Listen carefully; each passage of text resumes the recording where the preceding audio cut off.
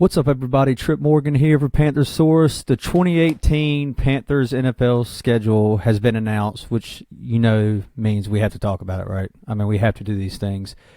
I'm not going to lie, I'm completely winging this show tonight. This is I talked about doing it during the week, but I got busy, so we're going to do it off the cuff.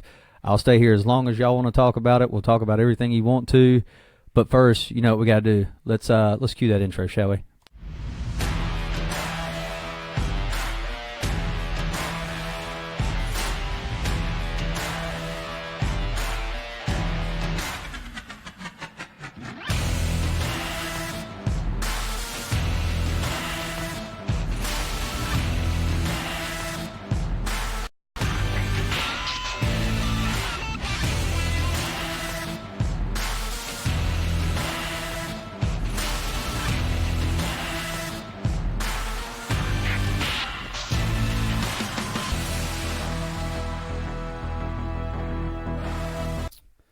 So what's up, everybody? The schedule is here. We're a step closer to Panthers football. I cannot wait. It's Thursday, 1 week from today. We hit the NFL draft. Hopefully going to build on this team, fill some holes that are much needed. We hit some of that with Edgar Salmingo. You can check that out on our YouTube channel at Panthers Source. And while we're talking about it, guys, it's this easy. All of it's at Panthers Source right here on Facebook. Like and follow us for notifications, updates, just like the schedule leaks today. We'll talk about that a little bit. On Twitter at Panthers Source. Find a lot of good stuff there, a lot of interaction with some other people. And then, of course, like I just said, YouTube at Panthers Source. You can find all of our stuff right there. I always try to upload it up there so you can catch it later if you're a YouTube guy or girl. Also, I'm going to try to start going live on YouTube some. I know some people up there seem to stay on YouTube and don't really interact on Facebook much. So I want to try. Maybe I'll do like a weekly show during the week on that or something, and do the post-game show strictly on Facebook in the coming season. But I'll figure that out more. But first, let's go ahead and take a look at this, shall we? Panthers dropped the schedule, like we're talking about. I know a lot of y'all were seeing rumors, and something I want to discuss early is I saw a lot of people dropping things saying that they saw this game too and this game. Why don't I have that same game? I don't want to release anything that hasn't been said by like a verified source, and by a verified source I mean beat writers that actually work for the teams, or local newspapers like Joe Person of the Charlotte Observer, or people like the Riot Report, people that I know I can trust on these things. So I know a lot of y'all were talking about Redskins week 1 when I was dropping early game leaks. I didn't see it from a verified source. Everything I saw was non-confirmed, and then that's when the Cowboys game dropped, which was huge. I can tell by the interaction up here on Facebook, y'all are loving that. So we're gonna hit on that, but that's I don't want to drop anything that's not going to be I feel good about, that's reliable. That's my whole thing here. I named this page Panthers Source. I didn't name it Panthers Rumors. So that's what that's all about. But let's take a look at the schedule. So first things first, obviously we're starting with the Dallas Cowboys. I posted this, and y'all have gone absolutely crazy on the post. I see Cowboys fans chiming in, already getting some jawing back and forth. Obviously there's some kind of, I guess maybe it's just because it's Cowboys, it's America's team, but the Panthers beat the Cowboys back in the 90s. I know that was a huge game for the Panthers franchise. It was their first big playoff win. It was their first franchise playoff win, and it was against the defending champions at the time. And it always seems that Panther fans love to play the Cowboys. I know we played them in 2015 in the big season and beat them up on Thanksgiving. And here we are opening the game. I know a lot of y'all were really hoping that the first game of the season would be a home game. We haven't had that in years, and it was huge. I see y'all chiming in here. James Covington, I don't like the bye week on week 4. Okay, I'll jump in on that. I agree with you, but Mike Stribb stopped Zeke, and we should blow them out. And while we're hitting on that, that's one thing I believe in too. The Panthers are so good at stopping the run game. Most of the time now, towards in the last year under Wilkes, they did struggle in that, and they also struggled against the pass. We know that. I've harped on it enough. I'm hoping Eric Washington, I feel like he's going to do a little bit better job. But Zeke right now will be carrying that team, I feel like. Dak Prescott, he's losing Dez Bryant. That wide receiver core is not going to be as good. Dez is really coming off some bad years anyway. He hasn't had much success against Carolina. Dak Prescott, that offensive line wasn't as good as it has been in past years. When his rookie year started. So that's going to be interesting. Rush the passer there, and stop Zeke. I feel like that's going to be the name of the game, and hopefully we're healthy going into that game. So, I mean, it's at home. This is a 4:25 kickoff I was reading at for the Panthers.com article, by the way. So this is going to be a late kickoff, kind of that game of the week spot, I guess you would say. And then on to the next one, first division games in week 2 on the road in Atlanta, also where Super Bowl 53 is going to be played at the new Mercedes-Benz Superdome. Jumping into y'all's comments here, I want to try to keep up with these this time. Brandon Montero, we own the Cowgirls. Technically, you're right, and I feel like that's the game we should win as well. Corey Davis, thoughts on playing Atlanta week 2? I mean, it's kind of like playing the Saints last year when you don't really know what you got. The NFL changes and teams change so much year to year, and you see it every year. Just like with the Eagles last year, us in 2016, you think you know your team, and you don't. Every year is so much different in the NFL. Going to play the Saints in week 3 last year, we were like, man, this should be an easy win. And we got whooped. And the Saints proved to be, I still believe, we're one of the best teams in the NFC last year, despite that Stephon Diggs touchdown catch. So it's going to be interesting. It's going to be tough. It's at Atlanta. We don't particularly play well on the road in Atlanta, so that's going to be something to watch. But I also do like having a division game, at least one division game early. That way you're kind of buckling down and teams, you're getting serious. Not that Carolina's not going to be serious, but you know what I mean? It kind of jump starts your season saying, look, we got to get this thing off with a bang, start fast. Carolina historically has always done better making the playoffs when they start off 1-0, obviously 2-0. And having that first home game is going to be big to try and get some momentum with a win against the Cowboys and go to Atlanta. Brandon Montero, D will solidify with Poe now. I agree. I think, like I said, we've talked about this after that signing. I feel like Dontari Poe was a big addition after losing Star Lotulelei. Let's see. All right, I'm going to roll back to this schedule stuff here, and then I'll jump back into y'all's comments. Week 3 going to Cincinnati. Not going to Cincinnati. We're at home against Cincinnati after a big division road game. Great. Love coming back home again. Bengals, we'll have to see where we're at. I'm not going to sit here and try to predict this schedule completely right now, but I feel like we are a better team than the Bengals right now, but until the season starts, you really just don't know what you have. We still got training camp. We still got the draft. We don't even know who we got in the draft. I'm just here to try to break these things down. Last time we played the Bengals, we went into overtime, and that was the year we had a tie in 2014 and made the playoffs. That actually half a win for that tie sprung us into the playoffs. Week 4, early bye. I saw somebody hitting on this earlier.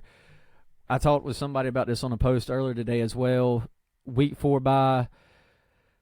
I particularly, like last year, like a later bye in a NFL season, because if you have going into that final key stretch into the playoffs, if you're having a good season, or if you're in the running, you're neck and neck with people like Carolina was last year.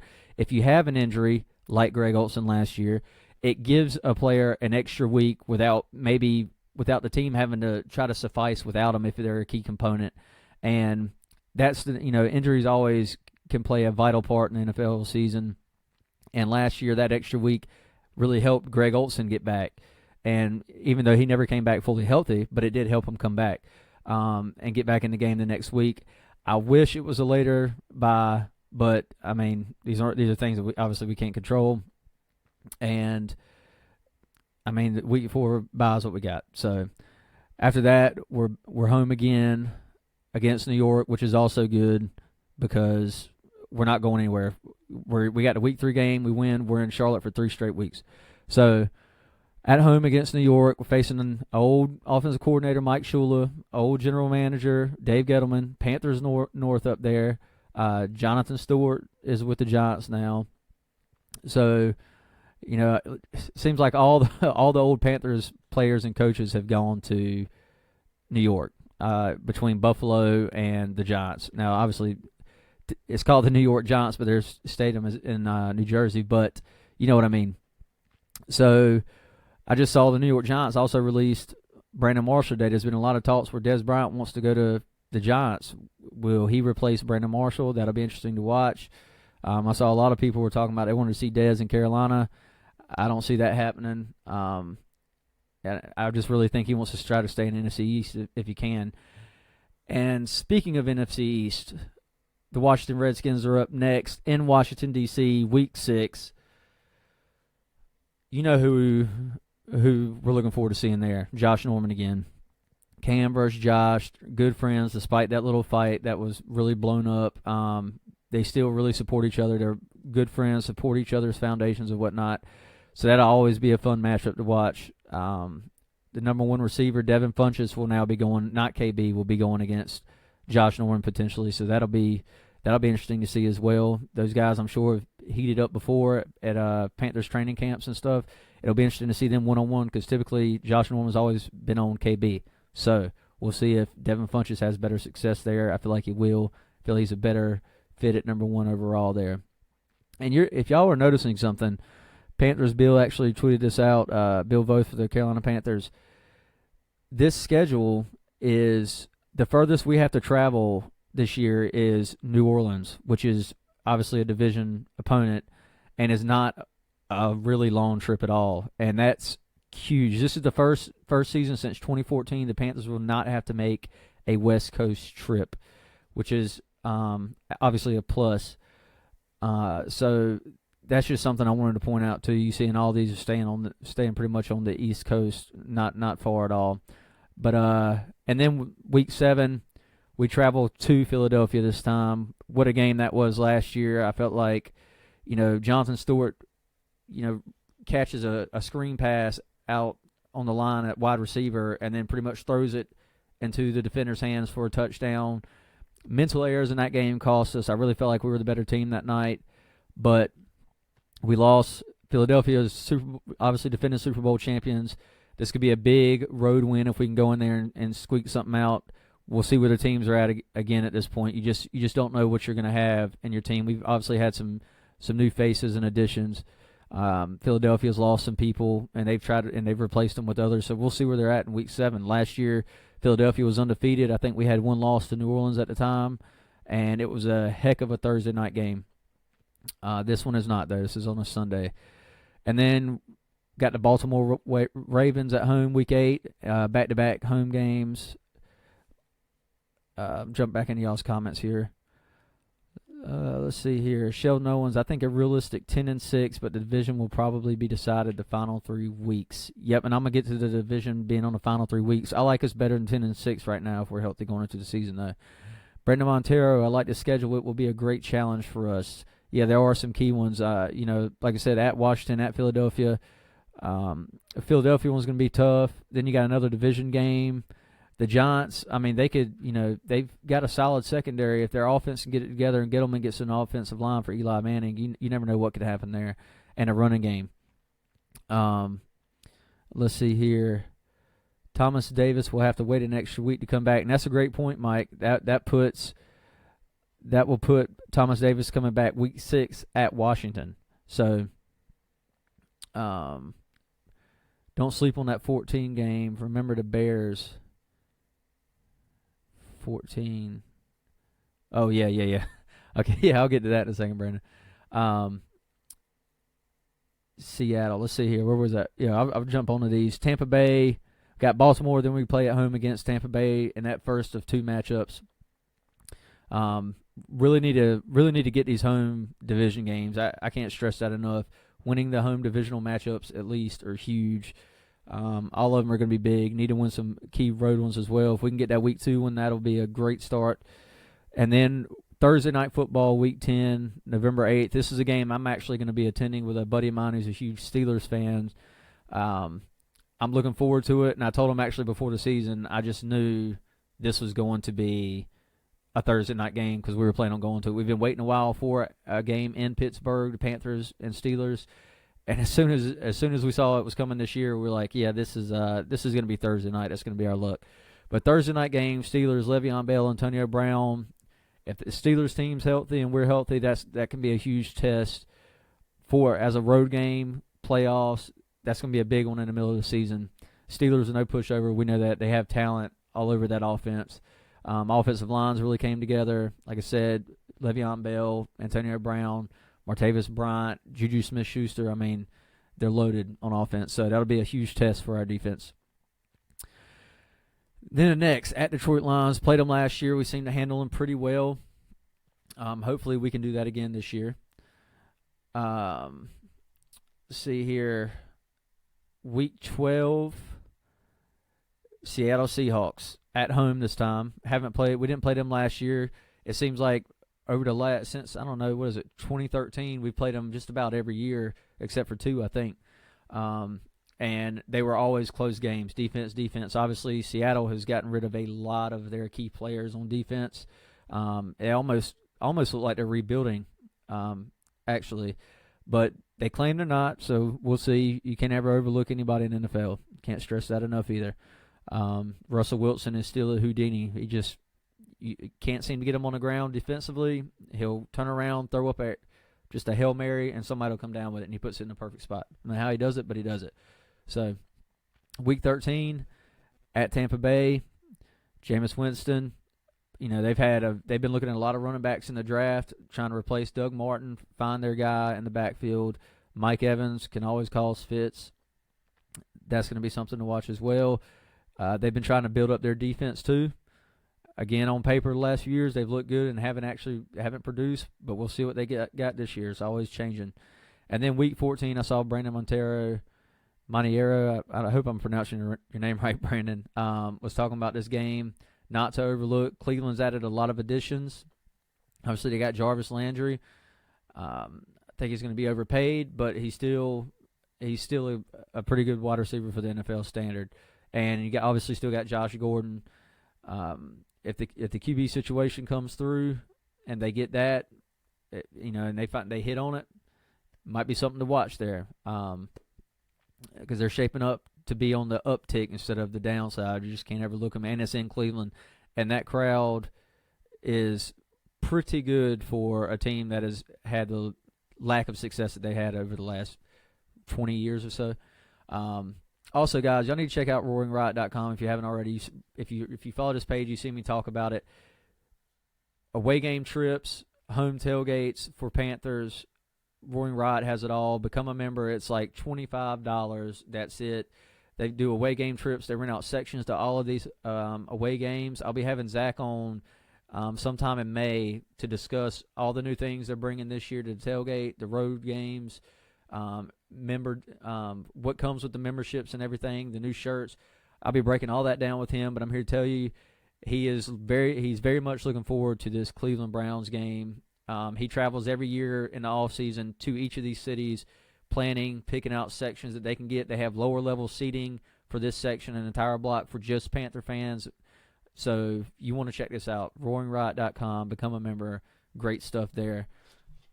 And then, of course, this is where things start to get dicey. Really, Week 13 to Week 17 get pretty interesting because we have, 4 out of the last 5 games of the season are all division opponents. And you know how the NFC South is. It can be tight. It was really tight last year. That final stretch is going to be huge. And I feel like it's almost kind of like this every year, but New Orleans in Week 15, obviously they beat us all 3 times last year. Cam played an absolutely tremendous game in the wild card, and we just couldn't quite pull it off. The receiver room was absolutely dismantled. Kalen Clay dropped a perfect touchdown pass from Cam that could have changed things early, but it's all behind us. We lost. New Orleans beat us 3 times in a row. Carolina's going to be looking for revenge. Hopefully they can turn it around through the draft and with the free agency they had and get clicking. And then that game's at home. And then we turn right back around Atlanta. And that New Orleans game at home is actually Monday Night Football, by the way. So y'all get your tickets and be sure to raise some hell out there. Got to represent at home. Defend your dirt, as Thomas Davis would say.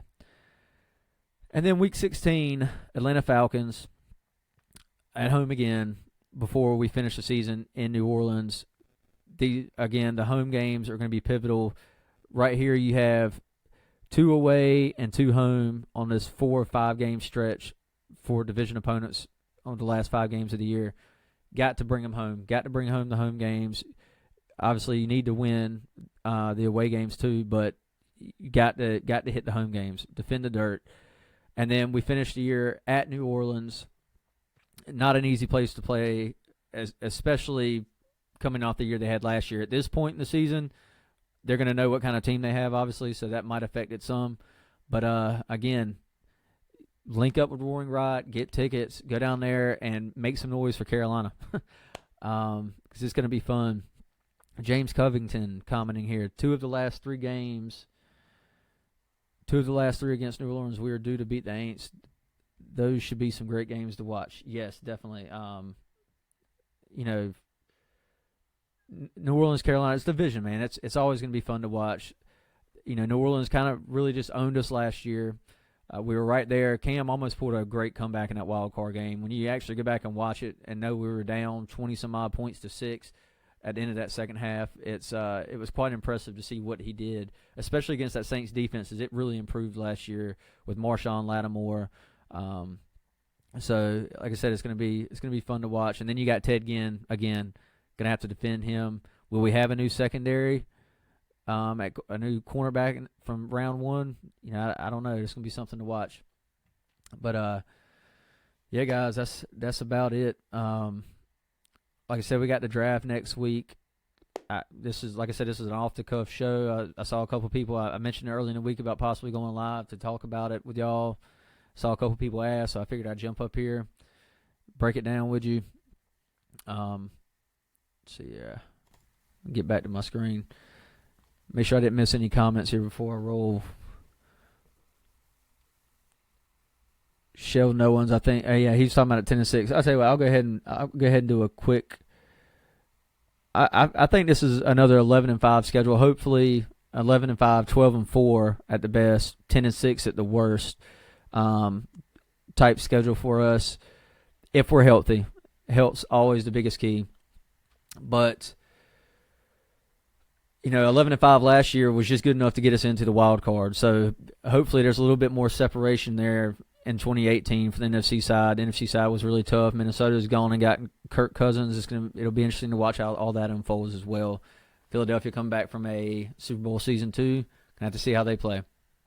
So all of that being said, guys, I think that's all I got. Like I said, y'all be sure to check out RoaringRiot.com because y'all are going to want to check out these away games with them. I've gone to them to the Tampa Bay game in 2016. They say they book the Shepherd's Resort right there on the beach in Clearwater. And, guys, I'm telling you, it's fantastic. Zach and them guys know what they're doing. They break it down. They have it laid out. You go pregame at bars, and it's all included in your package, open bar, stuff like that. And all that description for each away game trip is on the RoaringRiot.com website, so check it out. I'm looking forward to it. Renee McFadden, Sean Gilly, 16-0. I'm with you, man. Let's do it. Look, if we can come back and have a season like that after 2015, just 2 years ago, I'm all for it. Let's go. Renee McFadden, my husband works all but 2 home games, but is all for all but 2 away games. Oh, well, it sounds like you need to go to an away game to me. And try to make those 2 home games. I'm going to try to make that. I'm going to that first Dallas one, too, because I got a friend of mine that's a Dallas Cowboys fan. What is up with my friends and I got Redskins, Eagles, Cowboys, Giants. They're all NFC East fans. What the hell? I don't know what's up with them. Anyway, I'm going to get out of here. We'll be back again next Thursday. I'll be going live sometime around the 10th pick of the draft, maybe. We'll be going live, breaking down the Panthers draft pick and reporting it live as well. I want all y'all here to be sure to discuss. We can talk about other teams' draft picks too if you want to do that. I think I'm going to get Edgar Salmingo up here again. He'll be breaking down what the Panthers draft pick was the first night at pick 24 and maybe get somebody else up here. So it's going to be fun to watch. Join us. I want to have y'all on the show too after I get off with Edgar. Y'all feel free to call in and we'll break it down. But that is it. I'm Trip Morgan. This is Panther Source. Thanks for tuning in, and y'all keep pounding.